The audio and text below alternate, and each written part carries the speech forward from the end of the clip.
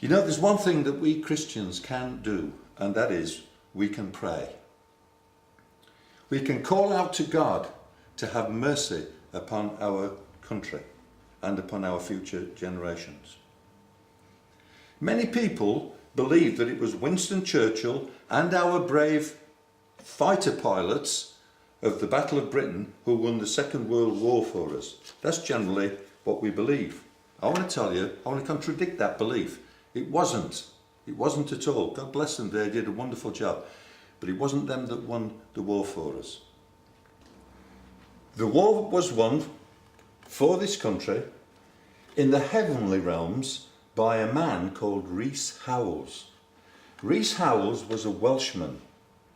He was converted during the Welsh revival, and he learned the skill of praying and fasting, and he became renowned for his prayer habits and his fasting habits and for the answers that he got to prayer.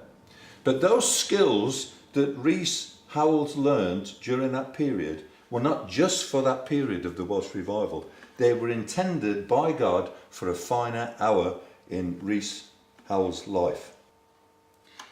And that finer hour came for Rees Howells during the Second World War. God called Rees to form teams of intercessors who would pray and who would fast, and they would pray and fast against Hitler. And they prayed powerfully during the Second World War. I would recommend that everybody buys the book called Rees Howells Intercessor. Well worth reading. I cut my youthful teeth on that book. I was so impressed, and it influenced me so powerfully that I started to get into fasting and prayer myself. Listen to me, folks. This is the most important thing you will ever be told. England, as we know it and as we have experienced it, is finished. It's finished. No two ways about it. It's finished. Unless we, the church, can turn things around through prayer.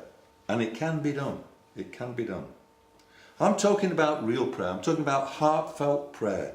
I'm talking about deep intercession against the wickedness of our country and against the ungratefulness of our people. But first of all, we've got to understand what the problem is. And this is a problem for Christians, because so often Christians want to bury their heads in the sand. And that's why I keep bringing these issues up time after time in this church. Because we've got to face the problem straight in the face. We've got to look it straight in the face, understand what the problem is. And we've got to allow ourselves to become angry at what's happening. A lot of Christians believe it's wrong to be angry. Nowhere in the Bible does it say it's wrong to be angry. It does tell you not to sit on your anger. It says to get over it quickly. Well, the only way we can get rid of this passionate anger quickly is to send it heavenwards and to pour it out upon the Lord. If we read the second book of Peter, chapter 2, there we read about what I call the Lot principle. Lot saw what was going off around him in Sodom and Gomorrah, and the King James Version, which is my favourite quote of this, says that he was vexed. He was vexed inside. Later versions use the word tormented, which is also good. He was vexed, he was tormented at the wickedness and the evil that he saw taking place around him. And so he called out to God. He called out to God. There was no one else. The Sodomites weren't calling out to God. They weren't reporting to God what was taking place.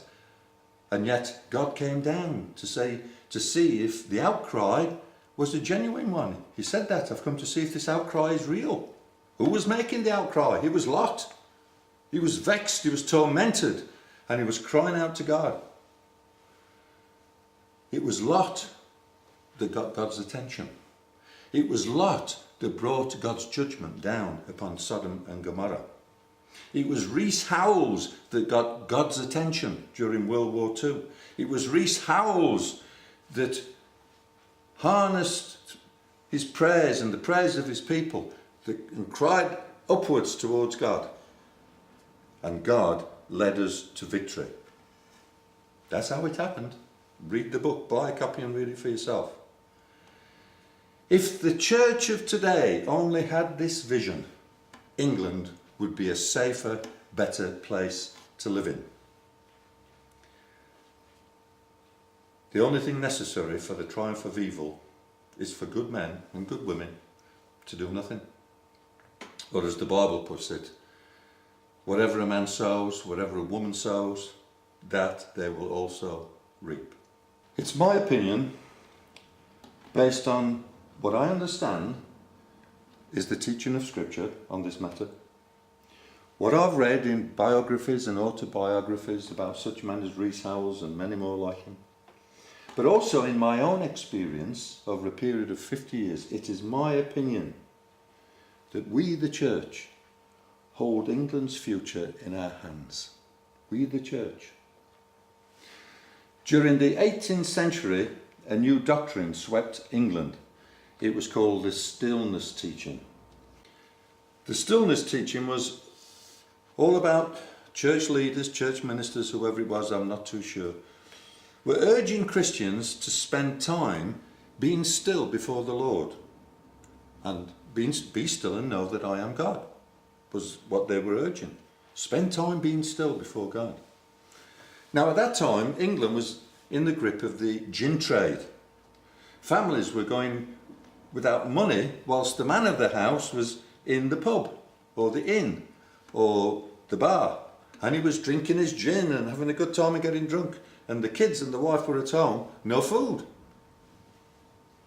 Illiteracy was rife throughout our land. England was in a mess, and the church was practicing being still and know that I am God. John Wesley utterly condemned this teaching, and he forbade it amongst his own preachers. He threatened to expel them if they got involved with it. He called them rather to fast and to pray, and then to get out there and go and preach the glorious gospel of Jesus Christ.